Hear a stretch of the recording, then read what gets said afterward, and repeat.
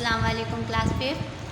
آپ سبھی بچے اپنی اپنی اردو کتاب شان اردو نکال لیجئے، اور اس سے آج ہم اس ویڈیو میں اس بک سے سبق نمبر 4 غرور کا انجام پیج نمبر 18 پڑھیں گے۔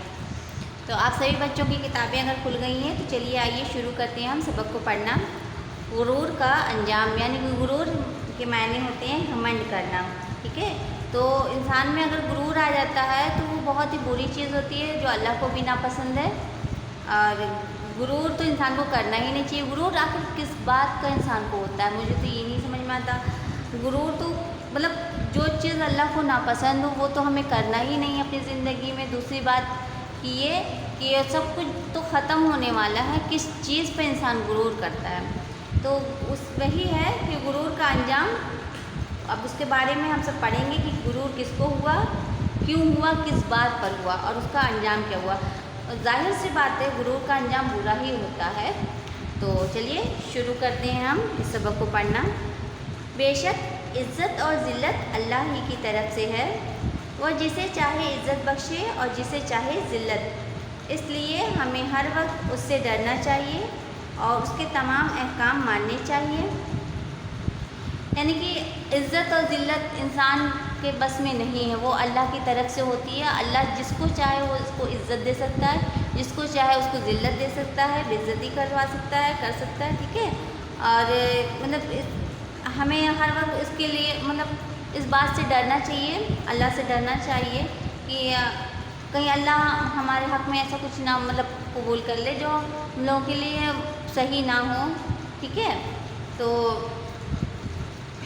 اللہ کا ہر حکم ہم سب کو ماننا چاہیے اور ہر چیز پہ یقین رکھنا چاہیے کہ ہم اگر اچھا کام کریں گے تو اللہ تعالیٰ ہمیں اچھا انعام دیں گے۔ پیارے بچوں، بہت پرانی بات ہے کہ ایک بادشاہ اپنے محل میں بیٹھا قرآن مجید پڑھ رہا تھا۔ جب اس نے قرآن مجید میں پڑھا اللہ جس کو چاہے عزت دے اور جس کو چاہے ذلت، تو بادشاہ کے دل میں خیال آیا کہ میں تو بادشاہ ہوں، کیا مجھے بھی اللہ ذلیل کر سکتا ہے؟ اب دیکھیے اس کے دل میں یہ بات تھی کہ میں بادشاہ ہوں، اللہ مجھے کیا ذلیل کر سکتا ہے؟ کچھ دنوں بعد بادشاہ اپنے ساتھیوں کے ساتھ شکار کے لیے گیا، لیکن بہت پریشان ہونے کے بعد بھی کچھ ہاتھ نہ لگا۔ اچانک بادشاہ کی نظر ایک ہرن پر پڑی جو تھوڑی دور کھڑا ہوا چل رہا تھا۔ بادشاہ نے اپنا گھوڑا اس کے پیچھے دوڑایا تو ہرن بھاگنے لگا، اور دیکھتے ہی دیکھتے بادشاہ نظروں سے اوجھل ہو گیا۔ بادشاہ ہرن کے پیچھے دوڑتا دوڑتا بہت آگے نکل گیا اور اس کے ساتھ ہی بہت پیچھے رہ گئے۔ بادشاہ نے واپس لوٹنا چاہا لیکن راستہ یاد نہ رہنے کی وجہ سے وہ واپس اپنے ساتھیوں میں نہیں پہنچ سکا۔ آخر کار تھک ہار کر ایک پیڑ کے نیچے زین بچھا کر سو گیا۔ ابھی بادشاہ سو ہی رہا تھا کہ کچھ لوگ اس کے قریب آئے اور اسے ڈاکو سمجھ کر پکڑ لیا۔ پھر اسے اپنے سردار کے پاس لے گئے۔ سردار بہت بڑے محل میں رہتا تھا۔ سردار کو بھی اسی محل کی ایک کوٹری میں قید کر دیا گیا۔ بادشاہ کو بھی اسی محل کی ایک کوٹری میں قید کر دیا گیا۔ بادشاہ وہاں 2 سال تک قید رہا۔ اب دیکھیے کیا ہوا کہ ایک دن جو بادشاہ تھے وہ شکار پہ گئے اپنے ساتھیوں کے ساتھ، انہیں کچھ نہیں ملا۔ بہت دیر تک مطلب تلاش کی کہ کوئی شکاری تو ملے، لیکن نہیں ملا۔ پھر ان کی نظر ایک ہرن پہ پڑی جو کہ وہاں چل رہا تھا تھوڑی دور پر، تو انہوں نے اپنا گھوڑا دوڑا دیا اس کے پیچھے پیچھے کہ چلو اسی کا شکار کر لیتے ہیں۔ کافی دور تک وہ دوڑتے ہوئے نکل گئے اپنے گھوڑے کے ساتھ، لیکن وہ ہرن کو مطلب نہیں پا سکے۔ اور پھر جب انہوں نے واپسی ہونے کی سوچی کہ اپنے ساتھیوں کے پاس چلیں، تو انہیں راستہ یاد نہیں تھا کہ کس راستے سے وہ ہرن کے پیچھے پیچھے اتنی دور تک آ گئے۔ اور پھر وہیں پہ ایک جہاں مطلب اتنا تھک گئے تھے کہ وہاں پہ وہ بچھا کر لیٹ گئے، آرام کرنے لگے، آنکھ لگ گئی ان کی۔ پھر کچھ ابھی وہ سو ہی رہتے تھے، کچھ لوگ ان کے قریب آئے اور ان کو بادشاہ کو ڈاکو سمجھ کر قیدی بنا کر لے گئے۔ اور وہاں پہ ایک سردار رہتے تھے، تو سردار بہت بڑے محل میں رہتے تھے، ٹھیک ہے۔ اور بادشاہ جو تھے جن کو قیدی بنا کے لے گئے تھے لوگ، تو اسی محل میں ان کو قیدی بنا کر 2 سال تک رکھا گیا بادشاہ کو۔ ٹھیک ہے.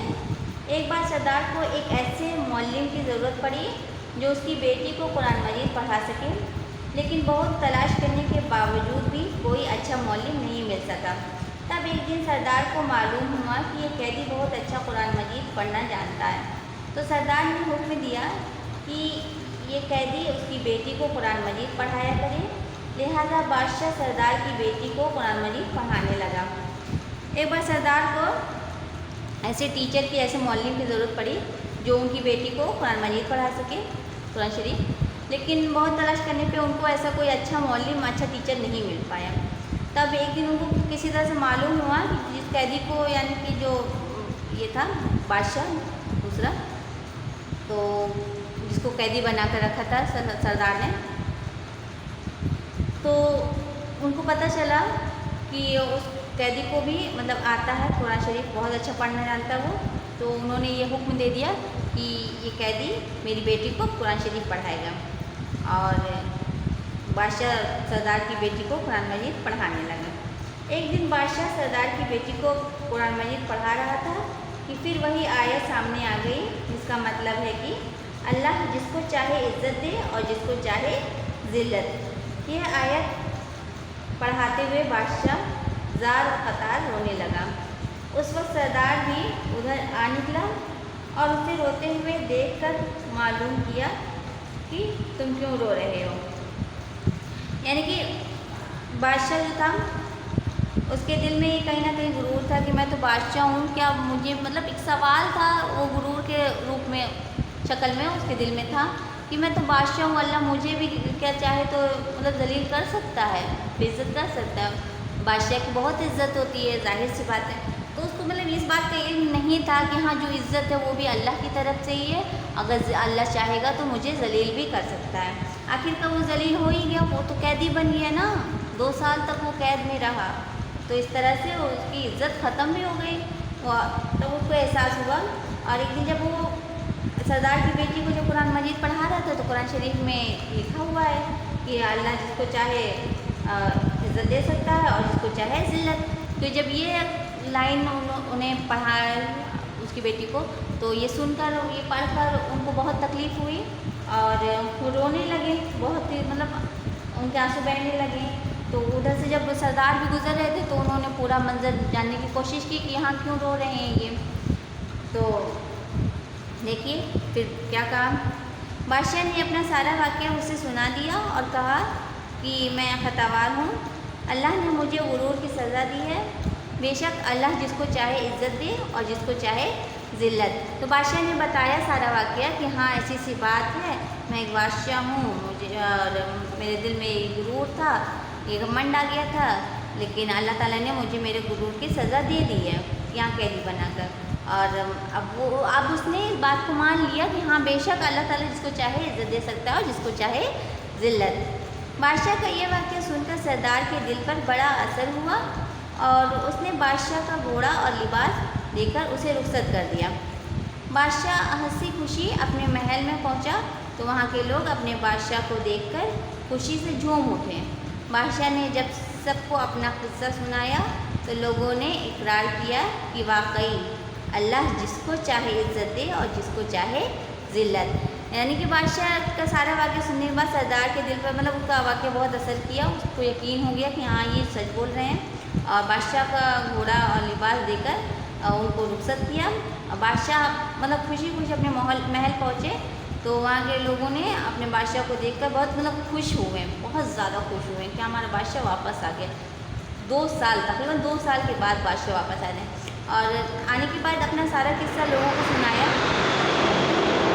ٹھیک ہے، تو سب نے اس بات کو مان لیا، اس بات پہ اقرار کیا کہ واقعی میں اللہ تعالیٰ جس کو چاہے عزت دے سکتے ہیں اور جس کو چاہے ذلت دے سکتے ہیں. اس بات پر سب نے عمل کیا.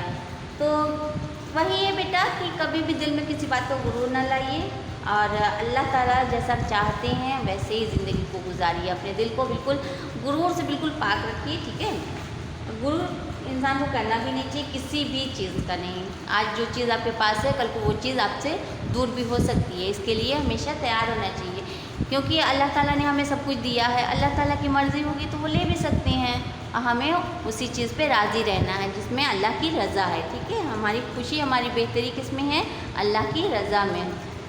تو بیٹا یہ سبق جو ہے تو پڑھنے میں کمپلیٹ ہو گیا ہے، اس کی ایکسرسائز وغیرہ جو ہے وہ ہم سب اگلے ویڈیو میں کریں گے، آج کے لیے اتنا کافی ہے۔ اور اس سبق کو آپ لوگ اپنے اپنے گھروں پہ اچھی طرح سے پڑھ لیجئے گا۔ چلیے ٹھیک ہے، السلام علیکم۔